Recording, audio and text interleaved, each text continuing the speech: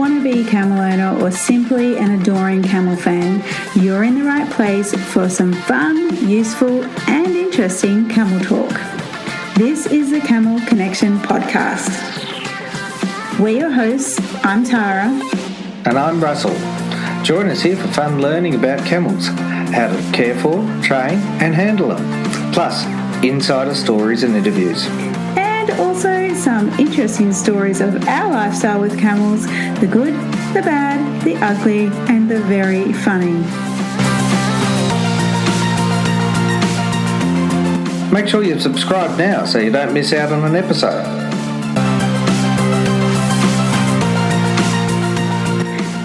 Some of these podcasts are an audio take of our video, so be sure to check those out on our blog for lots of how-to visuals and, of course, lots of camels. This is your one and only go-to podcast, all about camels.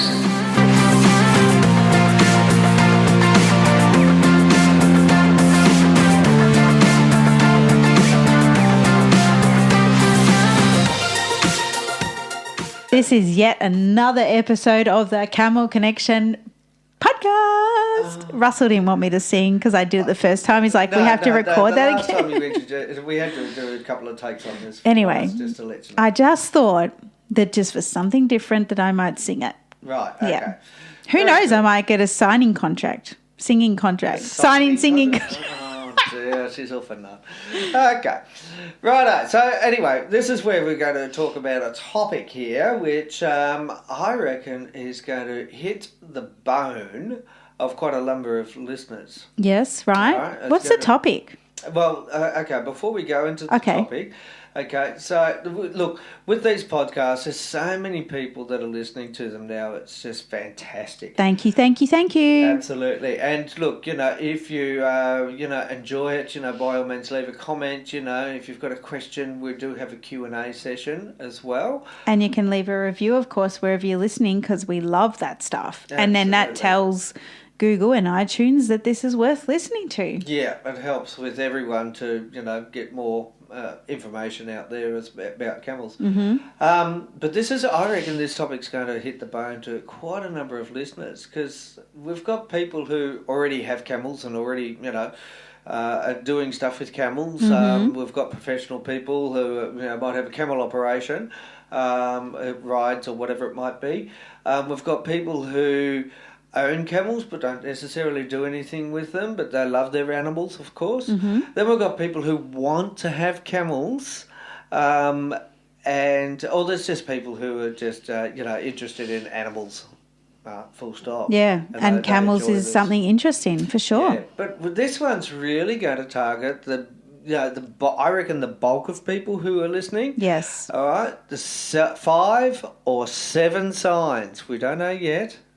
until we go through it, the 5 or 7 signs that you're ready to be a camel owner. 5 or 7, I love that. Yeah, we're not sure how many just yet. We'll see how many flows out of our mouth. We've definitely got 5, but no doubt there'll be lots of value here for you. Yeah, but this is basically how to know if you're ready to have camels. Absolutely. Look, I'm going to go into the history, a little bit of my history there, where I was actually well and truly furthest away I could possibly have been from having camels actually in my life, but I knew that I liked them. But what did that look like for you? Like what do you mean by furthest away? Because that'd be interesting for other people to hear. Right. Well, I was living on a tropical island.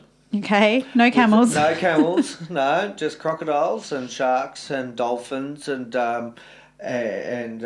sea cows and sea eagles and beautiful, isolated, pristine wilderness outside of the Aboriginal community I was living and teaching on. Mm-hmm. All right? And yet I couldn't get enough about camels. So, but like, what made you like camels to start with? Well, I'd found them fascinating. Yeah, right. It's as simple as that. And this is before my decision that I made to do the expedition across Australia. Had you ever seen a camel before that? You know, like as a I child? hadn't actually, except maybe in a circus when I was a kid. So did you see the movie Lawrence of Arabia and that kind of just like... Not at that stage. No? No. That's no, interesting. No. So this was there somewhere in your mind that this was... You know, I found them a something you had to do. fascinating character. Yeah, really, really interesting. And, you know, when someone actually said camels, because we used to sing that song. You want me to sing that song? No, it's fine. Everyone will get... For the kids, okay? This is for the kids. Everyone knows this song. No, not everyone. No. Those people in Kazakhstan might not have heard it. All right. So it's Alice the Camel's got 10 humps. Alice the Camel's got 10 and then humps. you go down and up Alice and down the and Camel's down. got Yeah, 10 okay. humps. We get the point. Go, Alice, go, boom, boom, boom. Wow, you're like me. You're going to get a singing contract from this as well. Then you go down to Alice the Camel's got no humps. Because Alice is a horse, of course. Oh, Right, yes. That's the end of the song. And it's very catchy. So And we if you start at apologise. 100, We apologise in advance. if you start at 100, you won't want to have anything to do with camels. No. But if you start at 10, it's all really good. Yeah. Okay, so, yeah, you've fallen in love with camels. That's my first point. That's what I'm trying to get to. Yeah, and it's funny because your story is completely different to mine because camels were never on my radar until I was in the outback and somebody said I should meet this camel man that's walked from Darwin to Melbourne. I'm like, why the hell would you do that with camels, mind you? And I just thought that was a bit crazy, a little bit jealous because I wanted to do that with horses. And like it's like camels found me. And I love those two stories. It's either you've always had this fascination or you have a purpose to use camels for, or camels found you. And for me, it was definitely like camels found me. Like I wasn't my dream to run a camel business. No, that's fair enough. Yeah. But yeah, those contrasts are really cool. So either way, like you don't have to fit into a mold and how you come into this camel idea. No, that's right. Yeah. You just love the animals, and you just every time that you hear about a camel, your ears prick up, and your eyes get a bit wider, and you want to find out what it is that people are saying about the camel, or if you see one, in the distance or something, you've got to go ahead and have a look at it. So that's point number one. But for me now, that's what it's like for me. Like my ears prick up. Oh yeah, like, sure. But at the beginning, like I never. It's not like I got into camels because I loved but you're a camel owner now. Oh, yeah. Okay, so this is what I'm saying, is that we can tick this one. If someone's listening, they say, oh, yeah, that's me. That's me. Put a little tick next to that one. You love your tick boxes, don't you? Yeah, this is where we're going to tick them off to see whether or not you're ready to be a camel owner. Okay. All right, so the second point, this is going really well. The second point is you think about camels all the time. Now, there'll be a switch that goes on inside your head. Or a camel activity all the time, because some people, for instance, I want to do a camel trek, and so that everything just revolves around that, keeps you up at night. It does, that's right, exactly. Yeah. And getting back to what I wanted to do was the expedition, etc. It was for a reason. And look, I can even remember when I'd already started getting camels, okay? And I had one, but unfortunately she broke a leg. But the idea of what I wanted to do with those camels was still very much in my mind. And I imagined a train of camels or a caravan of camels behind me, right, as I was tour guiding. I love it. Right, now this is The great. power of visualization. The visualization here. We were walking up and over rocks along a pathway. It took about half, 3/4 of an hour to get to a waterfall called Jim Falls in Kakadu National Park. Now, for those that are listening, okay, if ever you've seen Crocodile Dundee, most of that was actually filmed in Kakadu National Park. So that's the area that I'm talking about. And I would imagine that my passengers, my customers, my tour guiding customers were the camels. Okay, and I'm leading them I'm glad they don't know this. into Jim Falls, but instead of being Jim Falls, it was actually leading them into the CBD of the city of Melbourne here in Victoria, Australia. So I had all these camels behind me, even though they were actually my customers. And I suppose once you And got to great. Melbourne and did that exact thing, it felt quite familiar to you. Very familiar, yeah. That's great. Yeah. Practicing with people. I was practicing with the people. It was funny because I told everyone about it, of course, my idea and dream. And some of the really cool groups, I actually got them to make camel noises.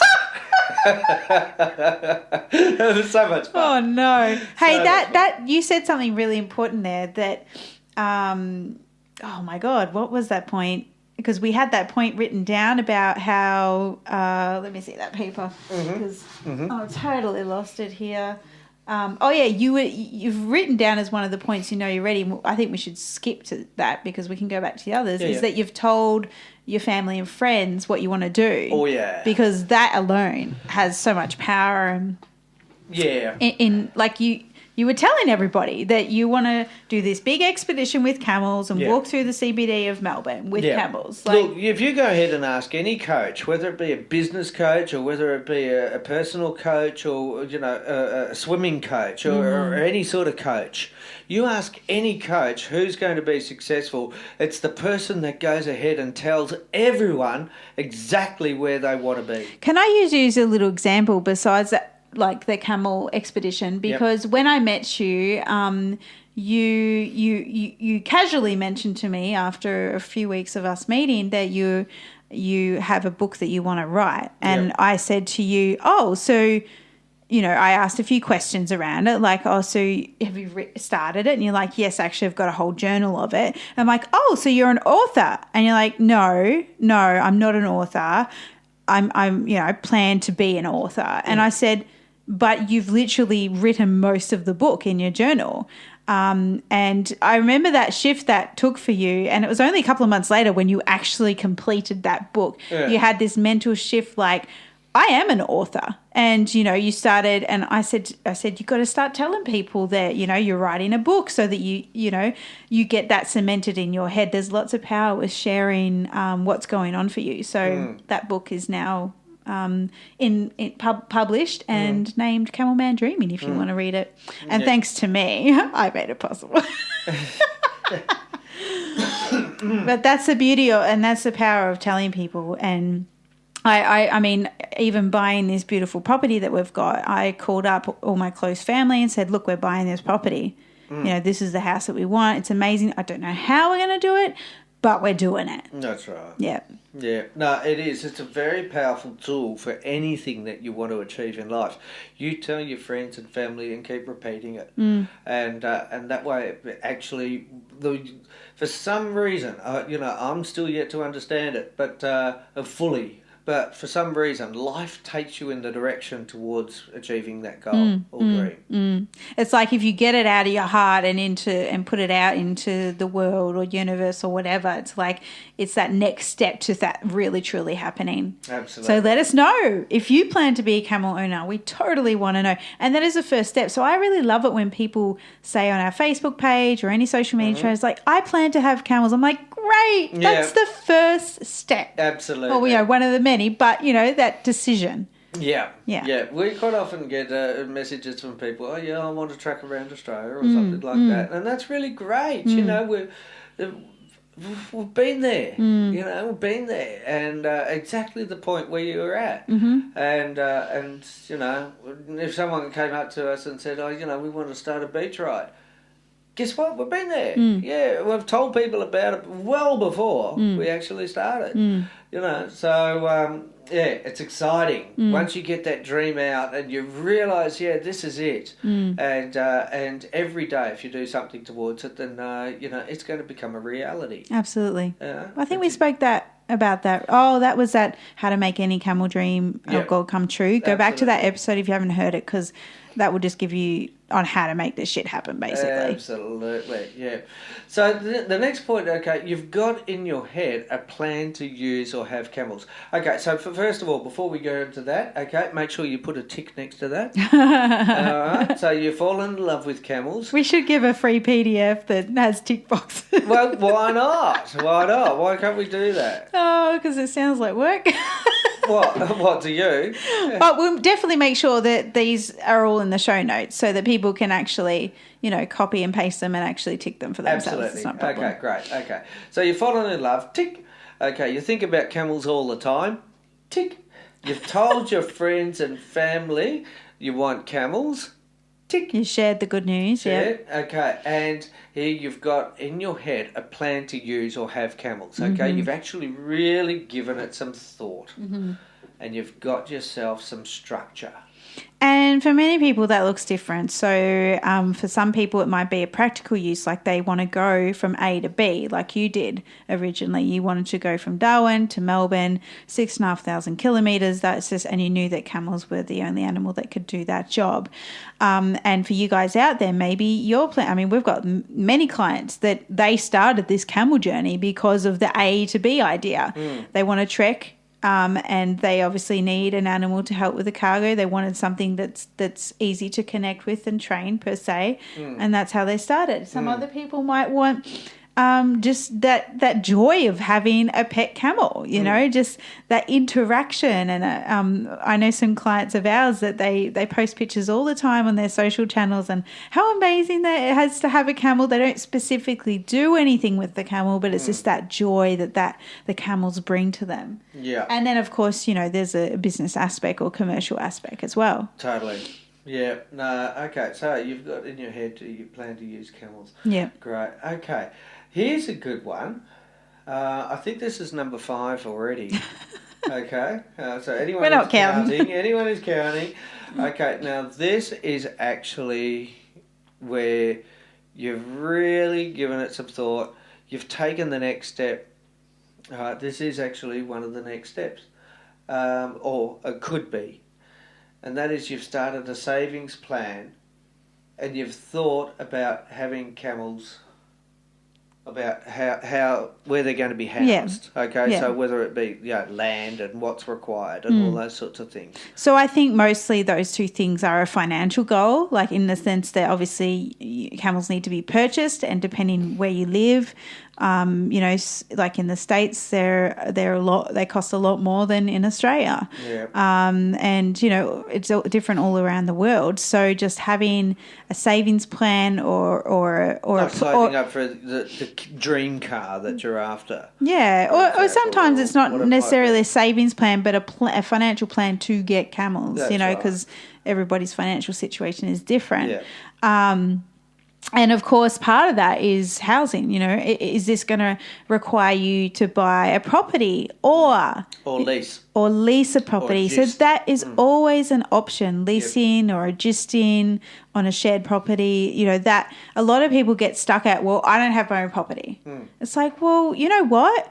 When we moved to Victoria from South Australia, where our camels were, we actually, for many years, I think it was 3 years, we actually adjusted and leased, or 4 years, 5 years maybe, for that time. And, people would assume that we had this amazing ranch and farm and blah, blah, blah. But no, we leased. We had a camel dream and goal, and that was to educate you guys. And we just made it happen, but eventually we did get to our goal of owning our own property where we can see our camels every day. That's it. Yep, and they walk past the kitchen window. Oh, it's so in the mornings. They stand at the gate. Here's a great story. So the other day I was in the kitchen, and one of our camels, Menka, she could actually see me through the window. And I knew she could see me because I was moving left and her head would go left, and I was moving right and her head would go right. And I just thought, she's actually looking at me. So I let out a burst of laughter to myself. I'm like, you're such a funny camel. It's a pure joy. But it's a joy, to have that. We've actually had that plan in place, and we've got the camels in our lives. I mean, every day of our lives. And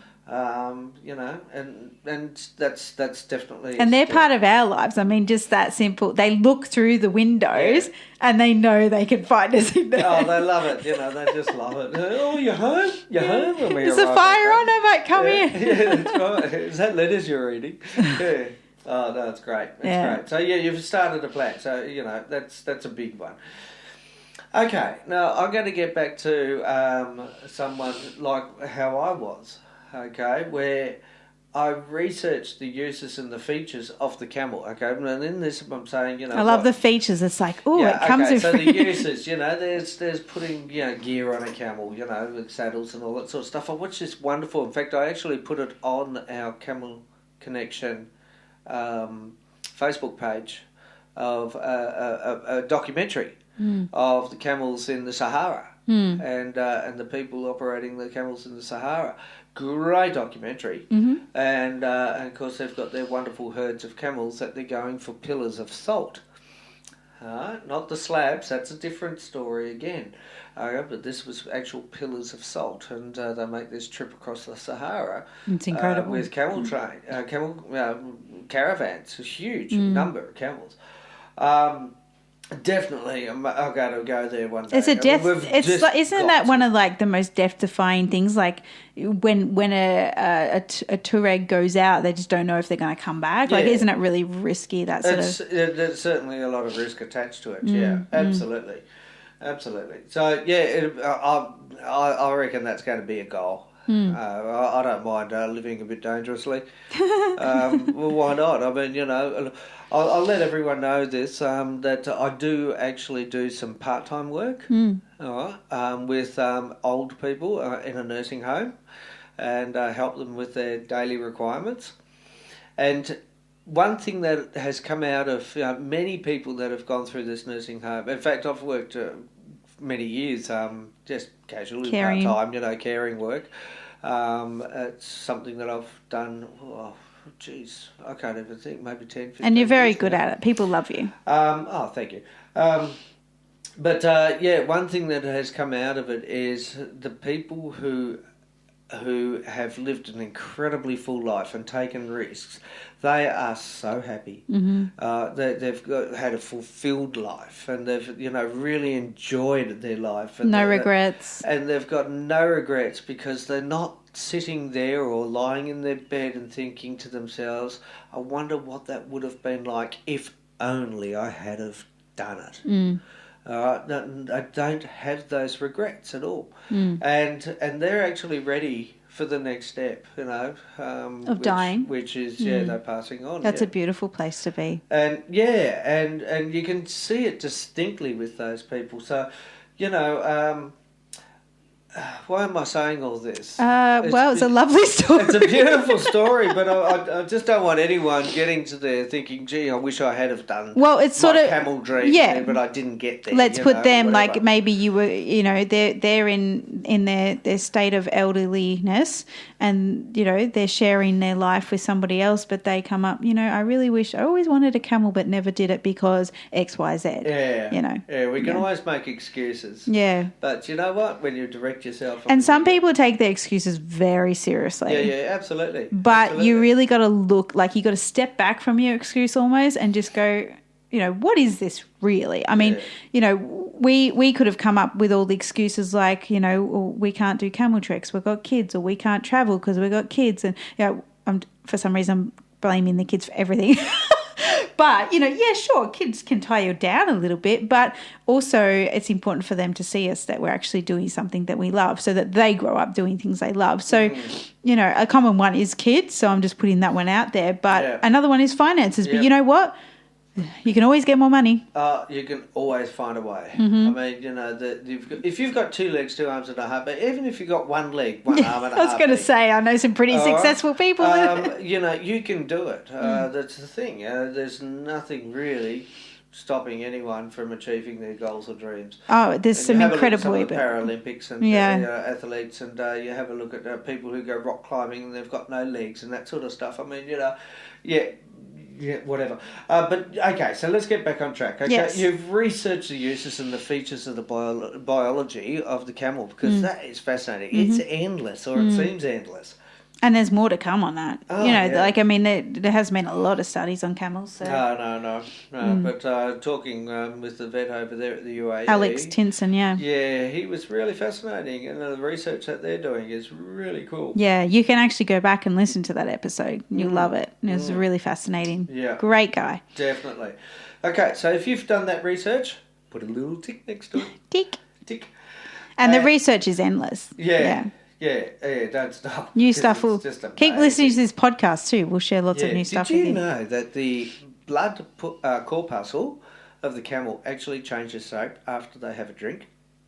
Well, I knew that. Is that a question for me? Because I knew that. Okay.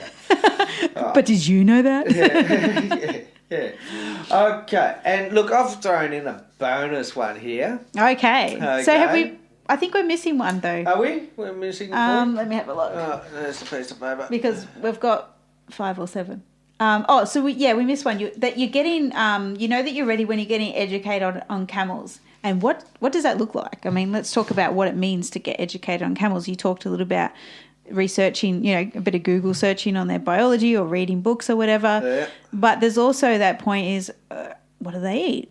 How are they housed? What size fencing do they need? What sort of handling and training suits the camel? What sort of handling and training do I want to do? Yeah. Because dominance isn't everybody's forte. No. And some people want to be, do the more sort of compassionate sort of stuff as well. It just makes sense. So being educated on how you want to be with your camels. So that includes the handling, the training, and of course the husbandry, and even veterinary side of things is also quite interesting. So moving forward, if you want a really basic place to start, definitely get hold of our camel husbandry ebook. It is for sale at our camel shop, and that is just like basically a layman's term. So there's lots of camel veterinary books out there, but this one is specifically written by us, non-veterinarians and non-scientific, in a way that translates to people like you, that it's easy to understand and follow, and with simple guidelines on housing, what to feed them, how to put weight on, how to take weight off, all of that stuff. You can go and check that out over at camelconnection.com at our shop. And obviously the second one as well, while you're there, look at the training style. Do you want to do something like our Camel Connection trust-based camel training? What does that look like for you? Do you researching, do some camel training research on how you want to come across to the camel. That's the most important. And I think it's important to not confuse the camel as well moving forward. So that side of education is who you want to be to the camel, and obviously knowing their needs and requirements. Let me tell you, the number one thing that people get wrong with camel well-being and caring for camels is they don't understand that camels need a lot more. Camels require a lot of salt intake. And that is a very simple thing that a lot of people don't understand. And alongside that is they need minerals too, a proper mineral mix. And we've solved many, many problems with our clients and their camels' issues, skin issues, health issues, all of that sort of stuff with simple things like giving them salt and the mineral mix. But a salt block is not going to cut it. So you can go and check out the camel husbandry side of things on our blog at the Camel Shop, and go and check that out, because do the right thing by the camel. Do the right thing for yourself, and make sure that you're that responsible camel owner that everybody thrives to be. Brilliant. Wow, that was a great monologue. Well done. Really well done. Really well done. I'm just trying to find here. There was an email, was it? A gentleman from Iran who contacted us just recently. Yes. Well, we'll cover that on a Camel Q&A. Yeah, I reckon, because that was a great point. But when you made the point, I just wanted to say a little bit about that. This gentleman contacted us from Iran and wanted to thank us for some information that he found. What was his words? He called us, we are the camel heroes, or you're a miracle. He called us miracles. Thank you so much. That was just it was so beautiful. Yeah, no, really, really humbling. But he actually thanked us, and it was just something that we'd written somewhere, or I don't know. Well, he got that information free off our blog, which and it was about the salt. Yeah, the salt intake. Yeah, he's a new owner of camels, and it's hard to find information, etc. Blah blah blah blah blah. But somehow he found us, and of course, getting any sort of products into Iran at the moment is difficult. As far as minerals or whatever.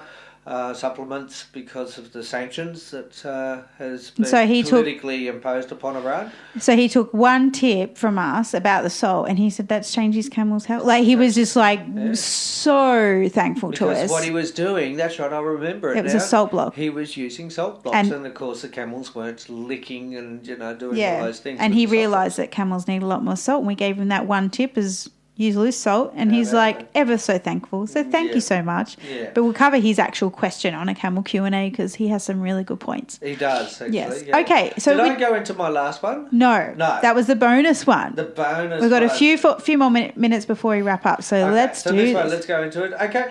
If you can tick this, you can all tick this. But you can tick the camel education box too. Tick. Oh, yes, that's right. Yes. How's it go? Tick. Research, tick. And the bonus one, tick this one. You found this podcast. Oh. Obviously, because you're listening to it. And our website at camelconnection.com. Okay, so you're doing your Googling research. You're getting in there and your mind is already on the job. Right. And that is a very important step. Absolutely, going back to getting educated. Yeah. So thank you for finding us. Yeah, terrific. Welcome to the team. Yeah, welcome to the Camel Connection community. Yeah. You get 1 month free. All right, so let's tick them off again. Okay, you've fallen in love with camels. Oh, do I? No, you do the tick better. Okay. Do you want to read? Okay, I can read it because Russell does a good tick. Yeah. Okay, you've fallen in love with camels. Bing. No, it was tick before. Okay. Do it again. You've fallen in love with camels. Tick. That's ridiculous. You think about camels all the time. Tick. Okay. I can't handle that. No, do the tick, not tick, like not so loud. Oh. It's hurting people's ears. You've got in your head a plan to use camels, have camels. Tick. You're getting educated on camels. Tick. Oh, that's ridiculous. Okay, you do the last few and I'll do the tick. Are you? Okay, you've told your friends and family that you want camels. Tick. Oh, dear.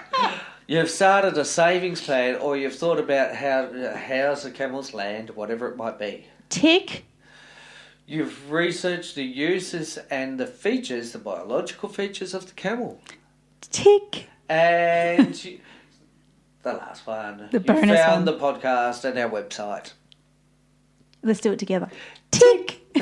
Oh dear, oh dear. I hope that's been helpful to you guys because, if you are ready for being a camel owner, we're ready for you. Yeah, we're definitely here to help you as much as we can through that process because this is what we want to make sure that we've got is a structure that you can use and it's easy to understand and it's open to anyone, basically. Mm-hmm. And don't forget, you can go back and listen to all the other episodes that we've got. You can binge them in an afternoon, a day, or in a long drive. That's great. That's part of your education. Yeah, so right.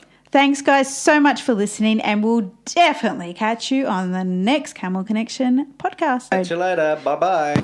If you liked this information we've just shared with you, you'll be sure to love the free Camel ebooks and training videos that we're giving away. We're giving away 2 Camel ebooks, Introduction to Camels and Introduction to Camel Training. Plus, in our bonus camel training videos, we take you through training and handling camels built on connection and trust. And we also share how to understand a camel's way of thinking. This is gold information that you don't want to miss. So be sure to sign up now to get your free ebooks and training videos over at camelconnection.com.